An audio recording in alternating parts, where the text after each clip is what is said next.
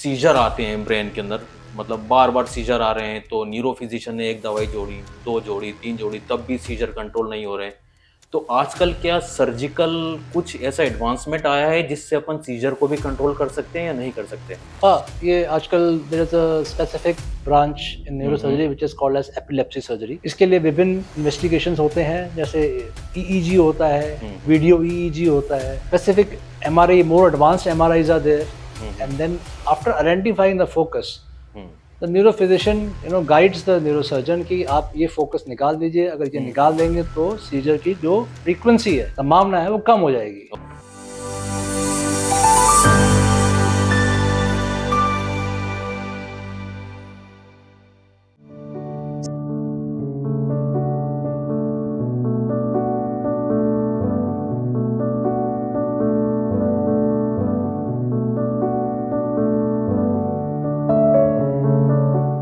नमस्ते, good afternoon, सत श्री अकाल, आदाब। मेरा नाम डॉक्टर रिज़वान है। आप सभी का स्वागत है हमारे इस पॉडकास्ट में जिसका नाम है रक्षक। जैसा कि इस पॉडकास्ट के नाम के अंदर छुपा है, इस पॉडकास्ट का मेन गोल है कि हम आपको, आपके परिवार को, आपके चाहने वालों को, आपकी सोसाइटी को हम इस तरह तैयार कर सकें कि आप उनके रक्षक बन सकें। इस पॉडकास्ट के माध्यम से हम अलग-अलग डॉक्टरों से बात करते हैं, उनसे एक विशेष जानकारी प्राप्त करते हैं, ऐसी जानकारी जो आप लोगों के लिए बहुत आवश्यक है।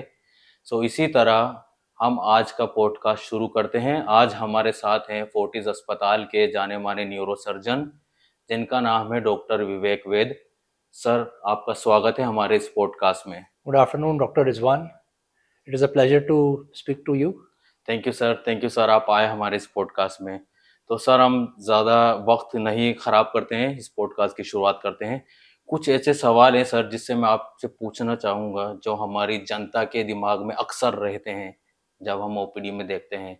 तो सबसे बेसिक क्वेश्चन सबसे पहले मैं आपसे पूछना चाहूँगा सर, कि जब मरीज़ आता है तो उसको कन्फ्यूजन रहता है कि न्यूरोसर्जन कौन होता है, न्यूरो फिजिशियन कौन होता है? अगर कुछ बीमारी है तो वो पूछते हैं कि हमें सर्जन को दिखाना चाहिए, न्यूरो सर्जन को या न्यूरो फिजिशियन को? तो आप इसके बारे में एक बार बताएँगे? Neurosurgeons and neurophysicians, they are both two faces of a coin. Hmm, मतलब मैं कहूँगा कि एक सिक्का है, उसके दो फेस हैं, दो पहलू हैं। हुँ, हुँ, एक तरफ न्यूरोसर्जन है, एक तरफ न्यूरोफिजिशियन है। हुँ, हुँ, ऑब्वियसली जब एक पेशेंट हमारे पास आता है हुँ, तो वो फिजिशियन को दिखाना चाहेगा। हुँ, Why would a patient try to consult a neurosurgeon hmm, unless he has been specifically referred by a neurophysician or a hmm, general physician hmm, to consult a neurosurgeon? हुँ, तो एक आदमी की ये बेसिक टेंडेंसी है कि मैं पहले physician को दिखाऊं, hmm, because he is a bit apprehensive about surgery. Hmm, तो कोई बात नहीं, हुँ, न्यूरो फिजिशियन देखते हैं पेशेंट को, वो असेस करते हैं, हुँ, एग्जामिन करते हैं, और उसके बाद उनको अगर लगता है कि अगर हम दवाई से इस बीमारी का इलाज कर सकते हैं हुँ, तो वो दवाई से इलाज करते हैं, हुँ, हुँ, अन्यथा वो डायरेक्टली न्यूरो सर्जन को रेफर हुँ, कर देते हैं। So neurosurgeon and neuro physician hmm. Should work in tandem.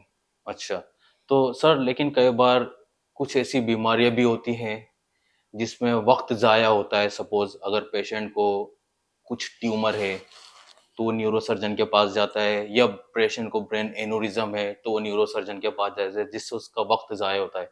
तो कुछ ऐसी स्पेसिफिक बीमारियां हैं जिसके लिए वो वाला पाथ छोड़ के अपन डायरेक्ट न्यूरोसर्जन से बात करें तो अपना वो वक्त बच जाए जो कि बहुत क्रूशियल हो मरीज के लिए। रिजवान, मैं तुम्हारी बात से बिल्कुल सहमत हूँ, hmm, but it hardly takes about a minute to hmm, give a call.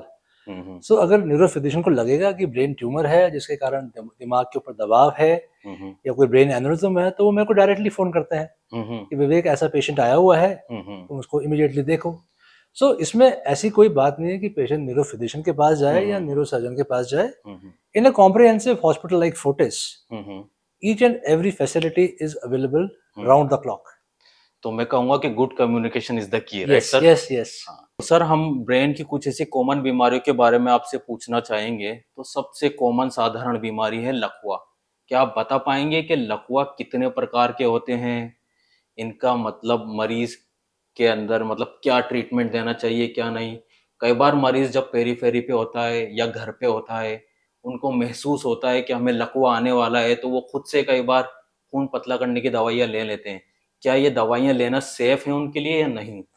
Rizwan, लकवे जो होते हैं जिसको हम कहते हैं इंग्लिश में स्ट्रोक, ये दो प्रकार के हो सकते हैं। Either it could be ischaemic, ischaemic मतलब कि दिमाग के कुछ हिस्से का खून का सप्लाई रुक गया है, या वो हेमरेजिक हो सकता है। हेमरेजिक में होता है कि जो दिमाग में खून का रिसाव हुआ है। तुमने जो बात करी कि खून पतला करने की दवाई लोग अपने आप ले लेते हैं, कोई बात नहीं, क्या लेगा वो मरीज, इकोस्प्रिन ले लेगा 75 मिलीग्राम, एक गोली इकोस्प्रिन लेने से कोई दिक्कत नहीं है। ओके, ठीक है, तो मान लीजिए उसके हेमरेजिक स्ट्रोक भी हुआ है, तो अगर मेरे को उसको ऑपरेट भी करना पड़ रहा है और पेशेंट ने अगर एक दवाई ले ली है Ecosprin 75 milligram, that is not a contraindication for surgery at all. I will still operate the patient if it is required. ठीक है, तो मतलब मैं ओवरऑल कहूँ कि लकवा आता है तो it's better to take medicine. क्या पता वो आपने जैसा बताया इस्चेमिक स्ट्रोक हो तो उसके अंदर कुछ हेल्प मिलेगी। The best is to consult local physician who will assess the patient and then maybe get a CT scan. CT scan हो जाता है, उसमें क्लियर हो जाता है कि हेमरेज हुआ है, तो फिर तो कोई खून पतला करने की दवाई देने का कोई महत्व ही नहीं है। और अगर लगता है कि हाँ इस्चेमिक है, तो इस्चेमिक में आजकल द प्रोटोकॉल इज कि अगर पेशेंट हमारे पास 4.5 घंटे के अंदर आता है and it is documented that it is a ischaemic stroke, तो उसमें हम खून पतला करने का इंजेक्शन लगाते हैं। तो 4.5 घंटे के अंदर हमारे पास अगर मरीज आ जाता है from the start of the symptoms, then we can give clot buster medicines which can dissolve the clot within the vessel and open up the vessel. Okay. यही पेशेंट अगर हमारे पास 4.5 घंटे के बाद आता है, मान लीजिए पेशेंट को स्ट्रोक हुआ 3 घंटे पहले और वो हमारे पास आया हॉस्पिटल में 4-4.5 घंटे हो चुके हैं, जहाँ पे हम क्लॉट बस्टर मेडिसिन नहीं दे सकते हैं, खून पतला करने की मेडिसिन जो हम आईवी फॉर्म में देते हैं वो नहीं दे सकते हैं, तो इस कंडीशन में अगर वो 4.5 से लेके 6 घंटे के अंदर बीच के अंदर हमारे पास आ जाता है, तो ये something called a mechanical thrombectomy, जिसमें हम जांग के रास्ते द्वारा तार डाल के उस क्लॉट को सक करके बाहर निकाल सकते हैं। That is called as mechanical thrombectomy. तो ये जो इसका टाइम पीरियड होता है 4.5 से 6 घंटे के अंदर बीच में होता है। आजकल क्या होता है कि we follow a combined therapy. मरीज हमारे पास अगर 2 घंटे में भी आ जाता है और हम उसको क्लॉट बस्टर मेडिसिन चालू कर देते हैं, but then we immediately shift the patient to cath lab. और हमें लगता है कि अगर वो खून की नस चालू हो गई है तो बहुत ही बढ़िया, अगर नहीं चालू हुई है तो हम उसको या तो सक्शन द्वारा या एक आजकल वो आता है स्टेंट रिट्रीवर डिवाइस, उससे उस क्लॉट को निकाल सकते हैं। So we take a combined approach to give the maximum benefit to the patient. तो ये हमारे श्रोताओं को बताना चाहूंगा कि जो लकवा है उसके अंदर टाइम सबसे इम्पोर्टेंट चीज है। जैसा कि डॉक्टर विवेक सर ने बताया, 4.5 घंटे 6 घंटे। अगर आप अपने चाहने वालों को दिल से पसंद करते हैं, अपने सोसाइटी में लोगों को जागरूक करना चाहते हैं, तो कृपया करके वक्त ज़ाया ना करें। श्रद्धा अपनी तरफ है, लेकिन मेडिकल ट्रीटमेंट अपनी तरफ है। वो सब चीज़ें आप मेडिकल ट्रीटमेंट लेने के बाद भी करेंगे तो शायद मैं ऐसा कहना चाहूँगा वो शायद ज़्यादा अच्छा रहेगा। Thank you so much sir. Sir, अब मेरा दूसरा सवाल ये है, जब मरीज को ब्रेन ट्यूमर का पता लगता है ब्रेन में, तो वो अक्सर आते हैं न्यूरो फिजिशियन के पास, बोलते हैं कि सर हम इस ट्यूमर को दवाई से पिघला सकते हैं। तो क्या कुछ ऐसे ट्यूमर हैं क्या जो दवाई से ठीक हो सकते हैं, या हर ट्यूमर को सर्जरी की जरूरत होती है?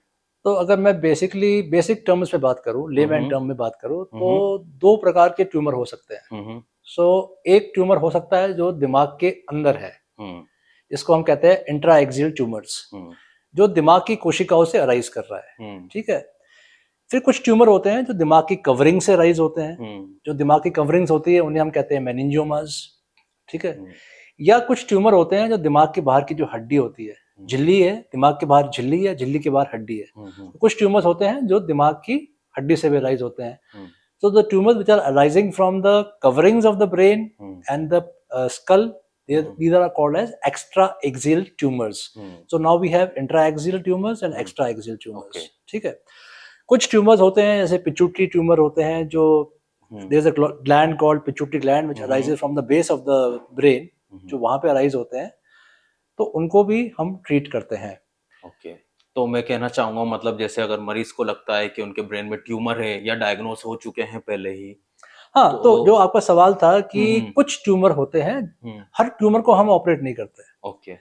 We first analyse the patient, we examine the patient, clinical examine करते हैं, then we get the MRI और the CT scan and we establish a clinico radiological correlation. मरीज के लक्षण क्या वो CT स्कैन या MRI से मेल खा रहे हैं? ठीक है, हो सकता है कि मरीज को कुछ और लक्षण हो और CT स्कैन में एक इंसिडेंटल ट्यूमर दिख गया हो। ओके। कई मरीज आते हैं कि साहब हेडेक हुआ और अपन ने MRI कराया, उसमें ट्यूमर दिख गया, पर जरूरी नहीं इस ट्यूमर के कारण मरीज को लक्षण हो। To establish a clinico radiological correlation it is very important. I will never operate a patient without establishing a clinico radiological correlation. Okay. ठीक है, हर ट्यूमर का ऑपरेशन करना जरूरी नहीं है। Okay. We can also observe tumors. Suppose there is a tumor जिसको हम lemon term में कहते हैं glioma. It is a low grade glioma.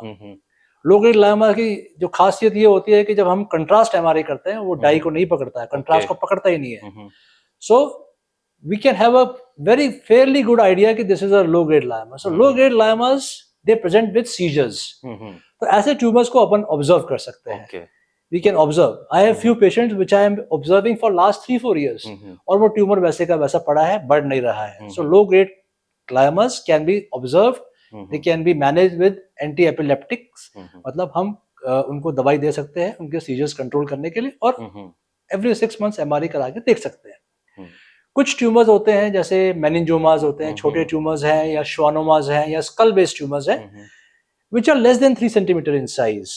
तो उस कंडीशन में हम लोग there's a modality called gamma knife और cyber knife, वो देके हम हाई डोज ऑफ रेडिएशन देके उस ट्यूमर की जो ब्लड सप्लाई है उसको हम खत्म कर सकते हैं, जिससे वो ट्यूमर इमीडिएटली गायब नहीं होगा बट वो ग्रो नहीं करेगा बिकॉज उसकी जो ब्लड सप्लाई खत्म हो चुकी है।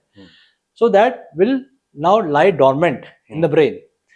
So these are the various modalities. So what I want to say is कि every tumor has not to be treated. Okay. ठीक है, जो अपने दिमाग में आता है कि इसको तो ऑपरेशन ही करना पड़ेगा, it is not like that. अपनी सोसाइटी में क्या है सर, जैसे ही पता लगता है ब्रेन में ट्यूमर है, मरीज भी डिप्रेशन में, पूरा परिवार डिप्रेशन में, तो इस चीज के लिए अपन इनको ओवरकम करने के लिए आप कुछ सलाह देना चाहेंगे मरीज को कि घबराने की जरूरत है या नहीं है? क्योंकि अब तो इतना एडवांसमेंट आ चुका है, आप इतने एडवांस तरीके से सर्जरी करते हैं, तो ये घबराने की बात होती है या नहीं? नहीं, मतलब आजकल सी ऑब्वियसली जिसको ट्यूमर होता है वो एंजाइटी तो होती है, परिवार में एंजाइटी होती है, but because the medical field has advance so well, so forward, we have the best of the equipments and the best of the modalities to treat the various lesions.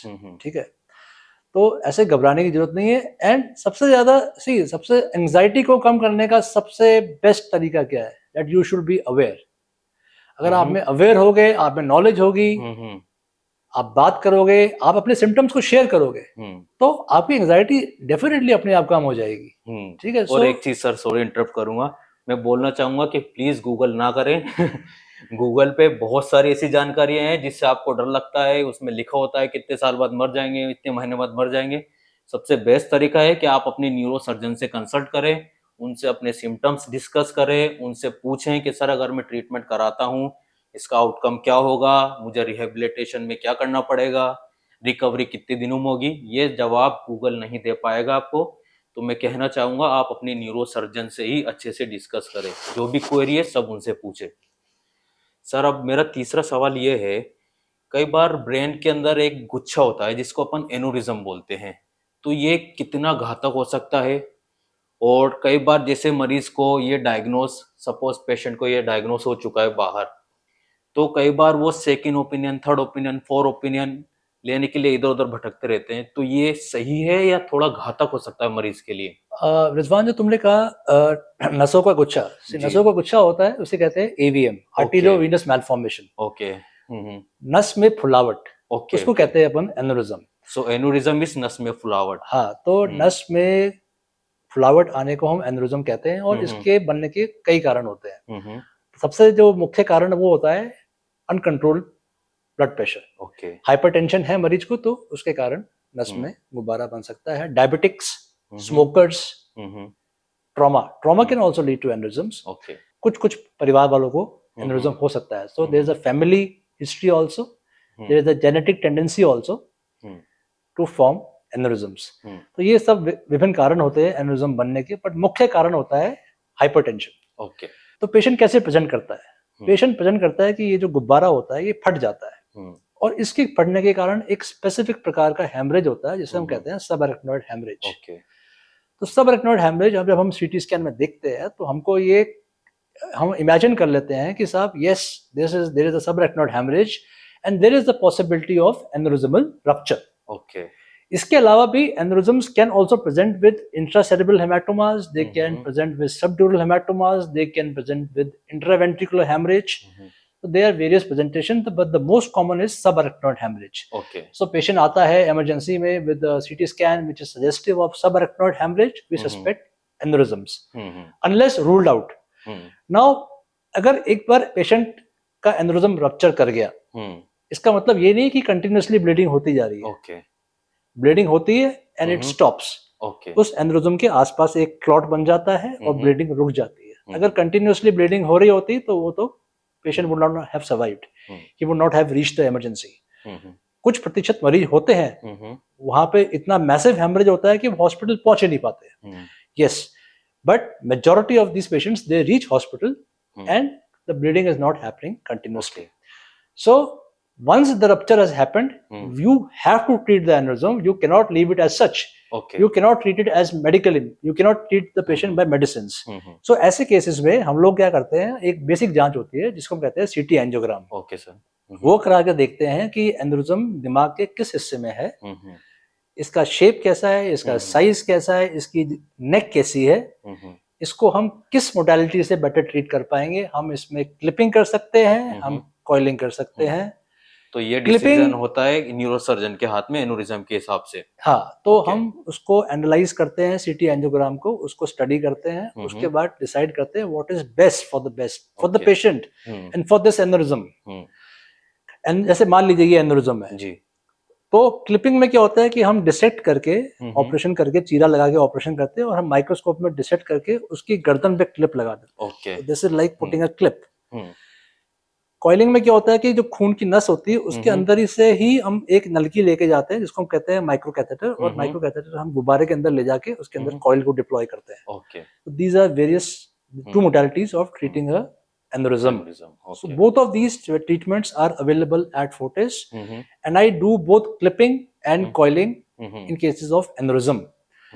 So aneurysms का treat करना once they have ruptured is very essential. Okay. Sometimes what happens is कि patient आपके पास आता है OPD में आया headache करके। हाँ, मैं वो यही पूछने वाला था। तो हमने उसका MRI कराया and there is something called incidental finding होती है detected कि मतलब एनेरिज्म पड़ा हुआ है, फटा नहीं है, रप्चर नहीं हुआ है, and it is incidentally detected. वो मैं यही पूछने वाला था, अगर इंसिडेंटल फाइंडिंग होती है तो उसको वेट करना चाहिए या तुरंत सर्जरी के लिए जाना चाहिए? See, there was a trial which was unruptured intracranial aneurysms पे एक ट्रायल हुआ था वर्ल्ड वाइड। तो उसके कुछ रिजल्ट्स हैं, उसमें बेसिक मैं आपको बता देता हूँ कि अगर लेस देन 7 मिलीमीटर साइज का एनेरिज्म है, those aneurysms can be watched and observed, right? और भी कई कारण और भी कुछ फैक्टर्स दे रखे हैं जो गाइडलाइंस दे रखे हैं उस ट्रायल ने, उसके हिसाब से अगर हम पेशेंट को फॉलो करते हैं तो we can have a fairly good idea कि ये गुब्बारा इस गुब्बारे की फटने की क्या संभावना है फ्यूचर में। सो मेरा कहने का मतलब है कि इस बारे में लोगों ने सोचा कि यस अनरप्चर्ड एनेरिज्म्स होते हैं एंड उसके बारे में ट्रायल किया गया, because they realized कि treating every aneurysm by clipping or coiling does not lead to good results. Okay. Her case में अच्छे रिजल्ट नहीं होते हैं। तो एक पेशेंट जो चलता फिरता आया है और उसके MRI में इंसिडेंटली डिटेक्टेड एनेरिज्म है और मैं उसको ट्रीट कर दूं and suppose there is some complication, तो पेशेंट की हमने क्वालिटी ऑफ लाइफ खराब कर दी। That why this trial took place worldwide, और उसके कुछ गाइडलाइंस हैं जैसे मैंने तुम्हें बताया less than 7 millimetre and location wise also कि इस लोकेशन पे है एनेरिज्म तो हम इसको ऑब्जर्व कर सकते हैं या नहीं कर सकते हैं। अगर कोई past history previous history of bleed है तो उसमें क्या संभावना रहेगी इस गुब्बारे को फटने की, तो वो सब अपन करते हैं।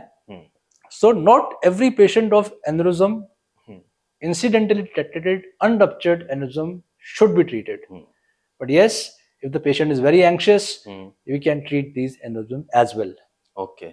तो मैं ये बताना चाहूंगा श्रोताओं को, अगर इंसिडेंटल फाइंडिंग में एन्यूरिज्म आता भी है तो आप इतना मत घबराइए कि आपकी सर्जरी होगी। सर्जरी डिसाइड की जाएगी जब आप न्यूरो सर्जन से मिलेंगे अपने, वो आपको पूरे गाइड करेंगे कि आपको सर्जरी की ज़रूरत है या नहीं। जैसे कि डॉक्टर विवेक सर ने बताया, इसके अंदर एडवांसमेंट बहुत आ चुका है, कॉइलिंग, क्लिपिंग, तो ऐसे घबराने की बिल्कुल बात नहीं होती है।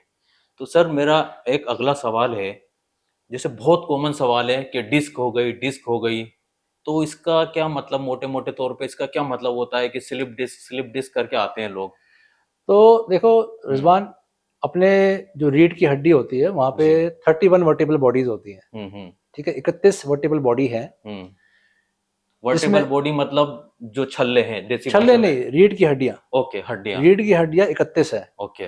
तो गर्दन में है 7। गर्दन के अंदर 7 हड्डियां हैं। छाती के पीछे जो रीढ़ की हड्डी है वहां 12 है। और जो लंबर स्पाइन में 5 है। ठीक है। तो बाकी की जो रीढ़ की हड्डियां हैं वो सैक्रम और कॉक्सिक्स में जुड़ जाती है। ठीक है। तो टोटल 31 वर्टिबल बॉडीज है। और 2 हड्डियों के बीच में एक गद्दी होती है जिसको हम कहते हैं intervertebral disc. Okay. It is made up of soft tissue like cartilage. जैसे मेरा एक कान का कार्टिलेज है, इस टिश्यू का बना होता है। और with age and with there are various factors, this disc degenerates. This disc will degenerate in every patient. Okay. जब आप पैदा होते हो तब से आपकी बॉडी डिजेनरेट होनी शुरू हो जाती है, right? So this disc will degenerate in every patient. बड़े होते जैसे जैसे बढ़ते जाओगे। तो किसी पेशेंट में जल्दी होती है, किसी पेशेंट में लेट होती है, डिपेंडिंग अपॉन वेरियस फैक्टर। किसी का पोस्चर खराब है, किसी का कोई ओवरवेट है, कोई मतलब फिक्स जॉब में है, सिटिंग जॉब ज्यादा करता है, कोई भारी काम करता है। तो उसके ऊपर डिपेंड करेगा कि वो डिस्क किस में कैसे कितने टाइम में डिजेनरेट होगी। डिजेनरेट होती कोई बात नहीं, पर जब डिजेनरेट होके वो डिस्क का टुकड़ा बाहर आता है, अच्छा, और स्पाइनल कैनाल के अंदर घुसता है, जिसे अपन बोलते हैं गद्दी खिसकना। हाँ, अच्छा। जो डिस्क प्रोलैप्स, उसके डिस्क के 2 हिस्से होते हैं। एक सबसे बाहर जो डिस्क होती है, उसको बाहर जो डिस्क का पार्ट होता है उसे कहते हैं एनुलस फाइब्रोसिस। ओके। और जो अंदर होता है उसे कहते हैं न्यूक्लियस पल्पोसिस। ओके। तो जब वो एनुलस फाइब्रोसिस टियर होता है और न्यूक्लियस पल्पोसिस बाहर आता है, okay, that is called as disc prolapse. Okay. Then it starts compressing the nerve root. और तब मरीज को लक्षण आते हैं कमर में दर्द होना, पैर में दर्द होना, पैर में झंझनाहट, पैर में सुनपन, ठीक है, कभी कभी पैर में कमजोरी भी आ जाती है, लचक। पैर ही के हाथ में भी हो सकता है, अगर सर्वाइकल में डिस्क है, अगर गर्दन में डिस्क है तो हाथ में भी आ सकते हैं। हाथ में झंझनाहट, हाथ में सुनपन, हाथ में कमजोरी, ग्रिप में फॉर्मेशन में कमजोरी, हाथ को सीधा करने में कमजोरी, तो ये सब लक्षण तब सामने आते हैं। तो मेरा ये सवाल है सर, इसमें भी कोई इमरजेंसी होती है क्या? जैसे डिस्क प्रोलैप्स हुआ, इसमें कुछ ऐसे इमरजेंसी सिम्टम्स जो पेशेंट को जानना आवश्यक है, जिसके लिए तुरंत न्यूरोसर्जन से कांटेक्ट करना हो? इसमें भी कुछ इमरजेंसी होती है? जैसे इमरजेंसी आपने बताया लकवे में होती है, इसमें भी कुछ ऐसा टाइम स्पेसिफिक? हाँ, कुछ अगर पेशेंट, मेरे पास जो पेशेंट आते हैं, मान लो अगर 100 मरीज आए तो मैं 70% 80% पेशेंट्स को कंजर्वेटिवली दवाइयों से मैनेज करता हूँ, राइट? ओनली 15 to 20% पेशेंट्स को मैं ऑपरेट करने की सलाह देता हूँ। तो किन को दूंगा? पेशेंट आया, मैंने एग्जामिन किया, पैर में दर्द है, दर्द के लिए तो मैं दवाई दे सकता हूँ। हाँ। सुनपन है, उसके लिए भी दवाई दे सकता हूँ। बट अगर पैर में मोटर वीकनेस आ गई है, या हाथ में मोटर वीकनेस आ गई है, कमजोरी आ गई, ग्रिप नहीं फॉर्म हो रही, हाथ ऊपर नहीं उठ रहा, then it's a matter of concern. Okay, यार अगर मैं उसको दवाइयों से मैनेज करूं और ऑपरेट ना करूं, तो क्या इसका डेफिसिट परमानेंट तो नहीं हो जाएगा? जो कमजोरी आई है परमानेंट तो नहीं हो जाएगी? क्वालिटी ऑफ लाइफ इंप्रूव करने के लिए आप सलाह देंगे उनको सर्जरी के लिए, राइट? तो yes, so for me motor weakness has a significant value when I examine a patient. दूसरा एक टर्म होती है जिसको हम कहते हैं cauda equina syndrome. Particularly lumbar disc में देखा जाता है, लंबोसैक्रल डिस्क में, मतलब नीचे वाली, हाँ, नीचे वाले जो हिस्सा होता है, जो लंबर एरिया होता है, अगर वो डिस्क बाहर आ रही है, जी, सिग्निफिकेंट डिस्क बाहर आ रही है और वो नसों को दबा रही है, तो जो वहां पे जो नर्व रूट्स होती है उन्हें हम कहते हैं कॉडा इक्वाना, ओके। और उनको दबा रही है, तो उसके कारण लैट्रिन पेशाब में दिक्कत आ रही है। मरीज का पेशाब नहीं उतर रहा है, पेशाब अटक गया है, लैट्रिन पे कंट्रोल नहीं हो रहा है, लैट्रिन पेशाब का रास्ता सुन हो रहा है। जब मरीज लैट्रिन पेशाब का रास्ता टच करता है तो उसको लगता है कि सुन हो गया है और पैरों में कमजोरी आ रही है, that means it is a patient is landing up in cauda equina syndrome. Then it's an emergency and we must operate these patients within 6 hours for a good result. तो कॉडा इक्वाना हो गया, और यही मान लो अगर आपके सर्वाइकल में है तो पेशेंट प्रेजेंट करेगा, हाथ पैर में नमनेस है, हाथ पैर में कमजोरी आ रही है, चलने में दिक्कत आ रही है, तो ऐसे प्रेजेंट कर सकता है। फॉर एग्जाम्पल सर, पेशेंट को कॉडा इक्वाना सिंड्रोम वाले लक्षण आ गए और उसको मतलब वो इलाज में देरी हो गई, 6 घंटे के बाद, 10 घंटे के बाद आया, क्योंकि सर्जरी कराने से हर कोई डरता है, तो उसके क्या मतलब कॉम्प्लिकेशंस हो सकते हैं बाद के टाइम में अगर वो सर्जरी में डिले होता है तो?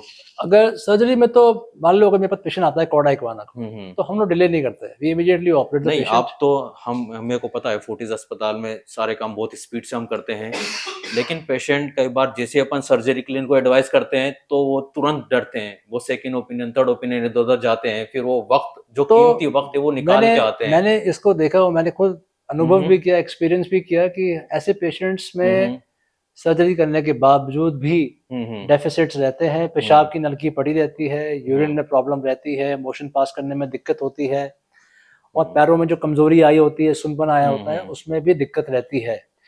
सो मतलब I would not advise a patient to delay the surgery if once diagnosed as cauda इक्वाना।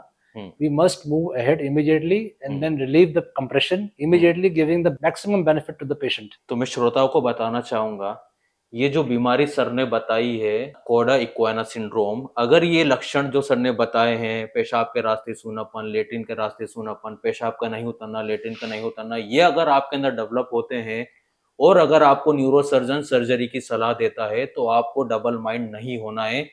आपको अपने रिश्तेदारों की या कुछ ऐसे रिलेटिव्स की बात नहीं माननी है कि वो बोले उन्होंने तो दवाइयों से ठीक कर दिया था, उनके भी ऐसा था। तो मैं चाहूंगा कि आप तुरंत न्यूरोसर्जन से कांटेक्ट करें, क्योंकि ये आपके लिए लाइफ टाइम डिसेबिलिटी कर सकता है। हो सकता है लाइफ टाइम पेशाब की नलकी पे रहें, हो सकता है लाइफ टाइम आपको पता ही नहीं लगे कि आपकी लेटरिन पास हो रही है, आपको डायपर पहनना पड़े। तो ये बहुत इंपॉर्टेंट है, टाइम बहुत इंपॉर्टेंट है। सर एक सवाल और है मेरा, जैसे कई बार मरीज को सीजर आते हैं ब्रेन के अंदर, मतलब बार बार सीजर आ रहे हैं, तो न्यूरो फिजिशियन ने एक दवाई जोड़ी, 2 जोड़ी, 3 जोड़ी, तब भी सीजर कंट्रोल नहीं हो रहे हैं, तो आजकल क्या सर्जिकल कुछ ऐसा एडवांसमेंट आया है जिससे अपन सीजर को भी कंट्रोल कर सकते हैं या नहीं कर सकते? हाँ, ये आजकल there is a specific branch in neurosurgery which is called as epilepsy surgery. Okay. तो इसमें क्या करते हैं कि we both the neuro physician and the neurosurgeon they work in tandem, and basically the patient will land up with a neurophysician first कि दौरे आ रहे हैं, तो न्यूरोफिजिशियन आइडेंटिफाई करता है कि यार ये पेशेंट जो है ये दवाई मैक्सिमम डोज देने के बावजूद भी, मल्टीपल ड्रग्स देने के बावजूद भी ये रिस्पॉन्ड नहीं कर रहा है, तो फिर वो अपने आप डिसाइड करके फिर वो न्यूरोसर्जन के पास रेफर करता है। And then what we do is we try to identify the focus of seizure, कि कहाँ से ये सीजर उत्पन्न हो रहा है, और इसके लिए विभिन्न इन्वेस्टिगेशंस होते हैं, जैसे ईईजी होता है, वीडियो ईईजी होता है, ठीक है, then specific MRI, more advanced MRIs are there, and then after identifying the focus the neurophysician guides the neurosurgeon कि आप ये फोकस निकाल दीजिए, अगर ये निकाल देंगे तो सीजर की जो फ्रीक्वेंसी है, संभावना है, वो कम हो जाएगी। okay. ऐसा नहीं होता है कि सर्जरी के बाद तुरंत सीजर्स खत्म हो जाएंगे, लेकिन हो बट सकता हाँ, है कि वो दवाई की जो डोज है वो कम हो सकती है, लोड कम हो जाए। अगर वो मल्टीपल ड्रग्स ले रहा था, 4 दवाइयां ले रहा था, तो 2 पे हम ला सकते हैं, and maybe with time the seizures will completely stop. तो ओवरऑल मतलब बेनिफिट है, क्योंकि जो दवाई 5 माह 10 दवाई चल रही थी, हो सकता है 1 या 2 दवाई। Every medicine which we give for seizure has some side effects. हाँ, सो इसलिए अगर दवाइयां कम हो जाती है तो डेफिनेटली बेनिफिट तो है। प्लस सबसे बड़ा बेनिफिट जो उनको संभाल रहा है उनके लिए भी दवाई कम देना, ये भी है, क्योंकि परिवार पे थोड़ा सा प्रेशर होता ही है। So yes, epilepsy surgery is is an upcoming branch, and इसके काफी अच्छे रिजल्ट्स देखे गए हैं। ओके। और सर जैसे पार्किंसन नाम की एक बीमारी है, अक्सर मतलब लोग आते हैं पार्किंसन की, उनकी दवाइयाँ चल रही होती हैं, तो पार्किंसन के अंदर भी कुछ ऐसा सर्जिकल, कुछ ऐसा अप्रोच अभी आई है या अभी इसके ऊपर काम चल रहा है, इसके बारे में थोड़ा सा बस एक हाँ, हल्का मतलब सा आइडिया देना चाहेंगे? पार्किंसोनिज्म में भी क्या होता है कि फर्स्ट पेशेंट को हम मेडिकली मैनेज करते हैं, हम्म बट क्या होता है कि with time patient starts hmm becomes unresponsive to the medical management, hmm या रिस्पॉन्ड करता है बट वो जल्दी से रिलैप्स करता है। तो वो वंस मतलब that stage is reached where the patient is not responding to medicines, hmm तब एक विधि होती है जिसको हम कहते हैं डीप ब्रेन सर्जरी। ओके तो इसको डीबीएस कहते हैं। हम्म उसको हम we using electrodes and using various other modalities, we put electrodes into the brain of the patient under neuro navigation, और जो वो एरियाज होते हैं जो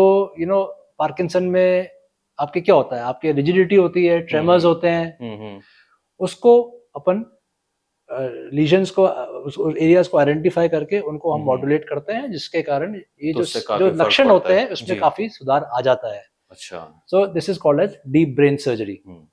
तो मेडिसिन बहुत एडवांस हो चुकी है जैसा कि आप लोग जानते हैं।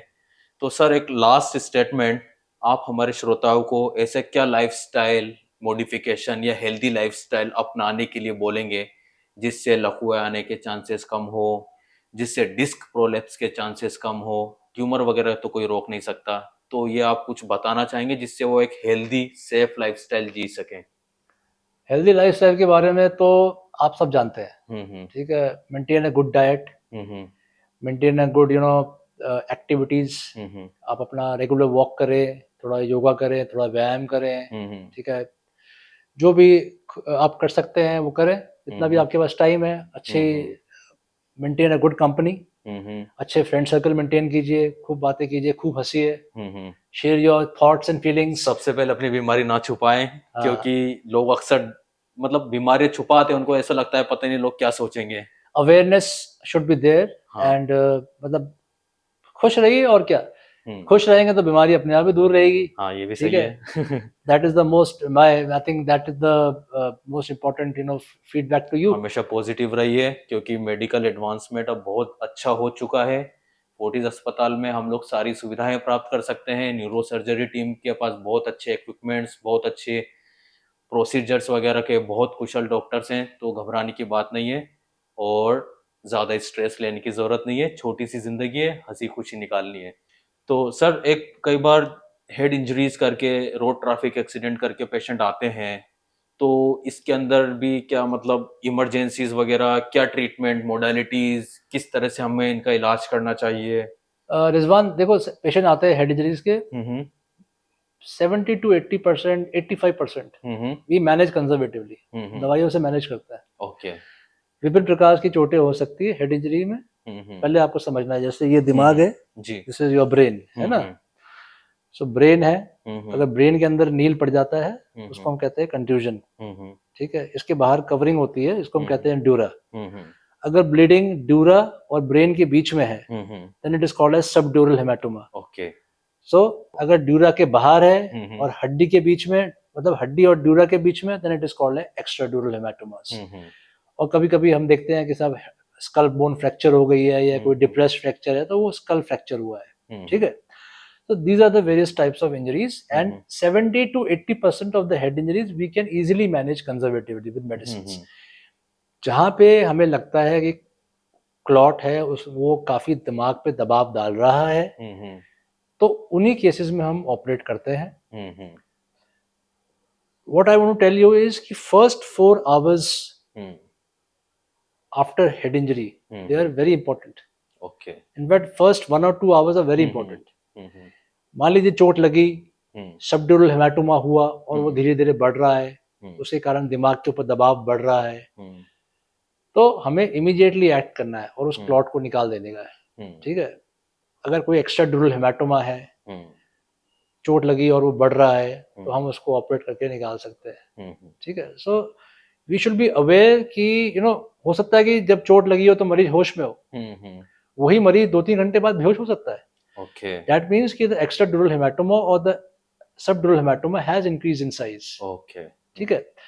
तो ऐसे में क्या करते हैं, मतलब the majority of surgery what we do in head injuries is we do a decompressive craniotomy. इसका क्या मतलब है सर? Decompressive craniotomy का मतलब ये है कि ये दिमाग के बाहर झिल्ली है, इसके बाहर हड्डी है, अब इस दिमाग के अंदर यहाँ पे नील पड़ गया है, सबड्यूरल हेमाटोमा भी है, छोटा सा एक्स्ट्राड्यूरल हेमाटोमा भी है। तो मैं क्या करूंगा, I will give a skin incision, मैं स्कल काटूंगा, ओके, क्रेनियोटमी करूंगा। क्रेनियोटमी करके मैंने एक्स्ट्राड्यूरल हेमाटोमा निकाल दिया, मैंने दिमाग की झिल्ली खोल दी, डूरा खोल दी, तो सबड्यूरल हेमाटोमा भी बाहर आ गया। ओके, अब जो कंट्यूजन है उसको टच नहीं करूंगा, ओके, जरूरी नहीं टच करूं, अगर छोटा कंट्यूजन छोड़ सकता हूं, अगर बड़ा कंट्यूजन है जो फाट के बाहर आ रहा है उसको सक कर सकता हूं। Okay, now I will not stitch back the dura, I will not put the bone back. ऐसा मतलब क्यों? मतलब I will remove the bone, because bone is the most कन्फाइडिंग factor. मतलब बोन जो होता है टफ होता है, वो दिमाग को सूजने नहीं देता है। सूजन जो होनी चाहिए वो बाहर आनी चाहिए। हम स्किन को कवर कर देते हैं, स्किन को क्लोज कर देते हैं, and we allow the brain to swell outside.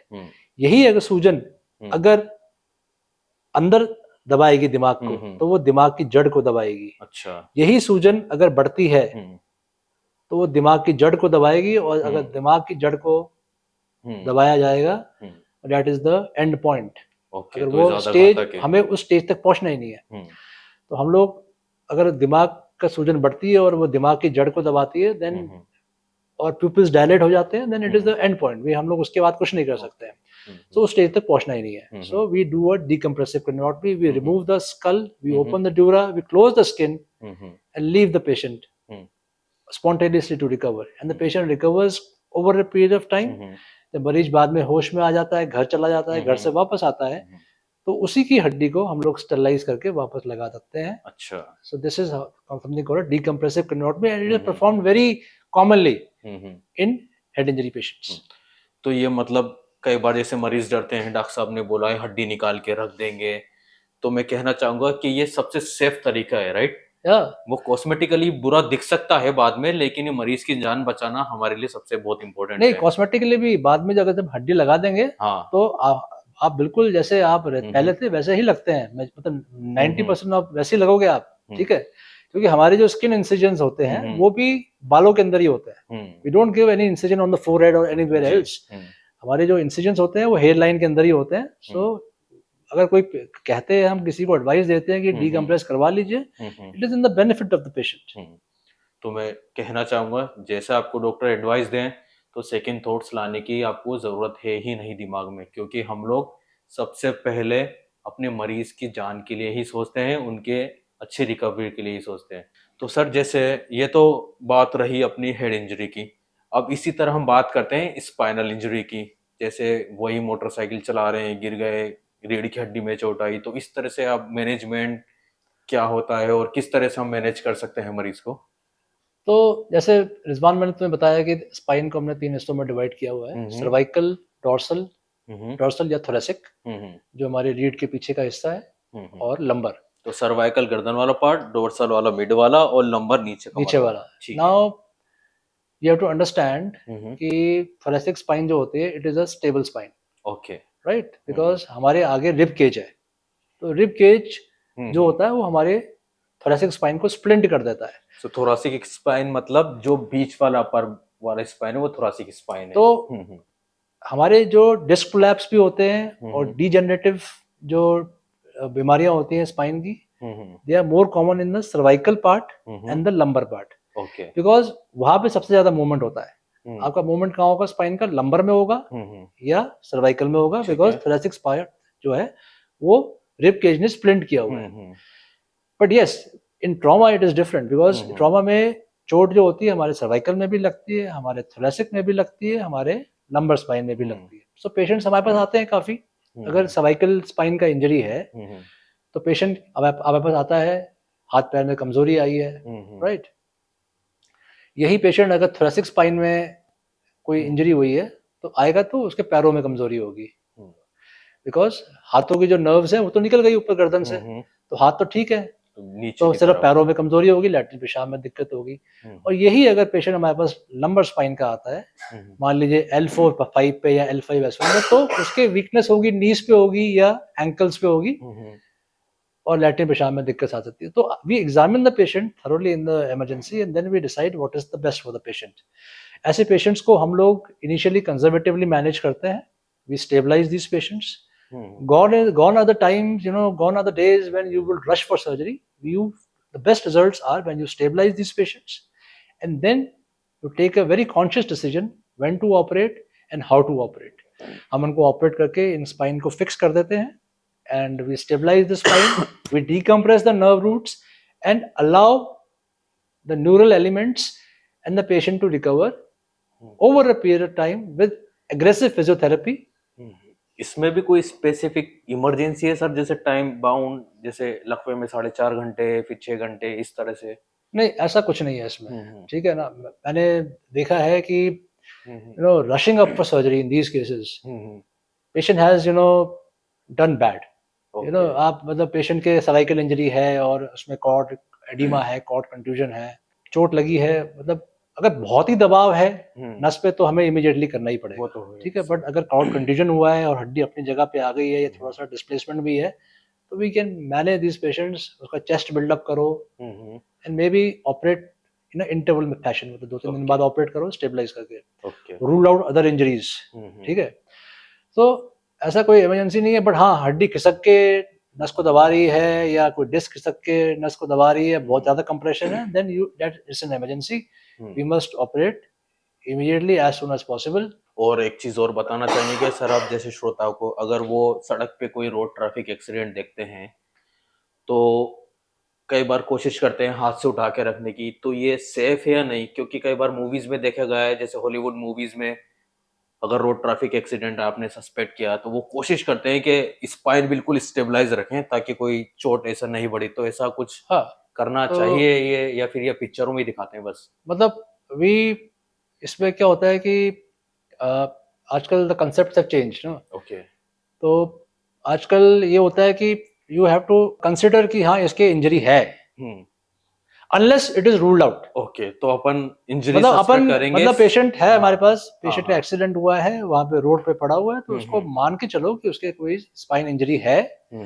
तो उसका स्पाइन बोर्ड आता है, स्पाइन बोर्ड पे मरीज को शिफ्ट करना चाहिए इन एम्बुलेंस। जनताओं को ऐसे टांगटोली करके एम्बुलेंस में नहीं रखना चाहिए, क्योंकि मैंने अक्सर देखा है कि लोग जल्दबाजी में उठाओ एम्बुलेंस में, तो ये शायद ज्यादा उसको कई बार देखा, मैंने कई बार सुना कि मरीज को स्पाइन इंजरी थी और उसका एक्सीडेंट हुआ और उसको गाड़ी से एक्सट्रैक्ट किया, may be in good faith by the passer buyers. हाँ, क्योंकि जनता वो पीरियड ऐसा होता है थोड़ा घबराहट का और ये सब। मरीज बेहोश था और उसका उसका जो फ्रैक्चर था, वो उसका जो मूवमेंट हुआ उसको एक्सट्रैक्शन में व्हीकल से, उससे उसकी जो स्पाइनल इंजरी थी और बढ़ गई।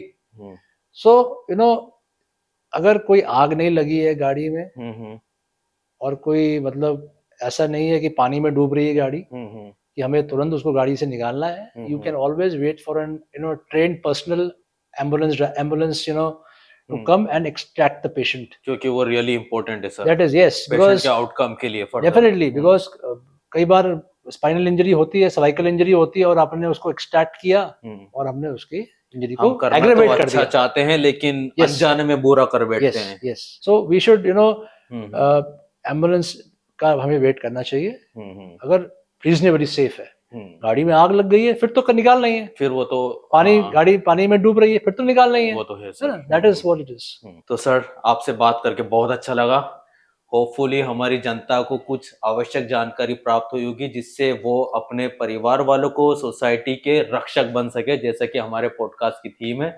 थैंक यू सो मच हमें सुनने के लिए। Thank you so much sir. Thank you Rizwan, it was a pleasure speaking to you. Same here sir, same here. Thank you so much. Thank you.